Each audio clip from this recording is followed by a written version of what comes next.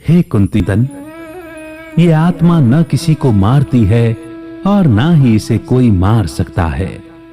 हां, इस शरीर को मारा जा सकता है, लेकिन आत्मा को कभी नहीं। आत्मा तो अजर है, अमर है। ना ये किसी काल में जन्म लेती है, ना मरती है। इसे नष्ट नहीं किया जा सकता। जिस प्रकार मनुष्य पुराने कपड़े छोड़कर नए कपड़े धारण करता है, वैसे ही आत्मा नया शरीर धारण करती है। आत्मा को न अस्त्र शस्त्र काट सकते हैं, न अग्नि जला सकती है, न पानी गला सकता है और ना ही वायु सुखा सकती है। आत्मा को देखा नहीं जा सकता, इसमें कभी बदलाव नहीं होता।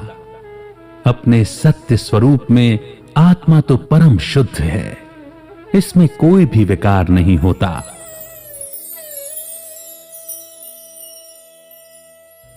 यहां आत्मा के स्वरूप के बारे में बताया गया है।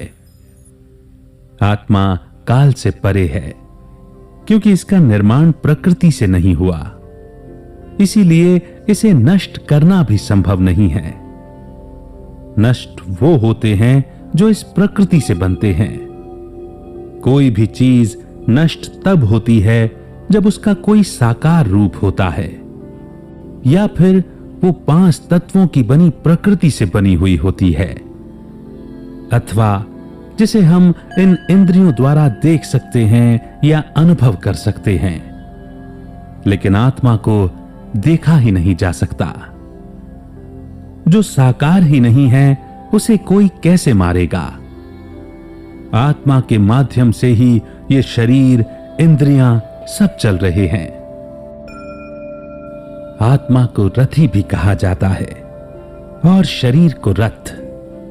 इसीलिए बिन आत्मा के शरीर को अर्थी यानी कि अरथी कहा जाता है।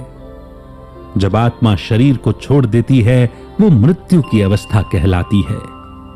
ये आत्मा हर एक जीव में मौजूद है, इसीलिए हम सभी एक तरह से एक दूसरे से जुड़े हुए हैं।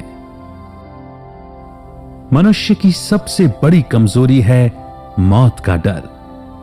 ये डर उसे आगे नहीं बढ़ने देता। मौत से डरने की नहीं, बल्कि उसे समझने की जरूरत है, क्योंकि मृत्यु शरीर को आती है और ये एक अटल सच है। वो तो होना ही है। जब सेल्फ रियलाइजेशन के द्वारा हम खुद को आत्मा मान लेते हैं, तो समझ जाते हैं कि मैं आत्मा अजर, अमर, अविनाशी हूं और ये शरीर नाशवान है। इसका नष्ट होना तो तय है। असल में मर जाने का असली मतलब होता है बदलाव की प्रक्रिया। मनुष्य इस बदलाव से इसीलिए डरता है, दुखी होता है, क्योंकि वो खुद को शरीर मानने की भूल करता है। इसीलिए यह जरूरी है कि मौत से घबराओ मत। इस कभी न टलने वाले सच को स्वीकार करो, क्योंकि सच को स्वीकार करने से मौत का डर इंसान के मन से निकल जाता है। अगर इंसान के मन से यह डर निकल जाए, तो वो निर्भय हो जाएगा और बेखौफ होकर अपना कर्म कर पाएगा।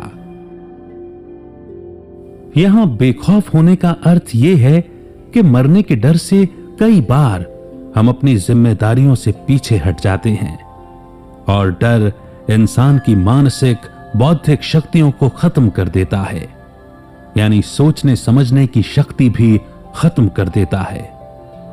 इस कारण से उसके कर्मों की क्वालिटी बिगड़ जाती है और फिर इंसान को कर्म के अकॉर्डिंग ही फल भी सजा के रूप में भुगतने पड़ते हैं।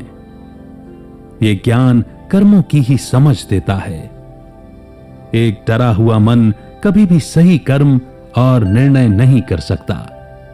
इसीलिए सबसे पहले भगवान हमें मृत्यु के डर से मुक्त करते हैं, निर्भय यानी कि बेखौफ बनाते हैं।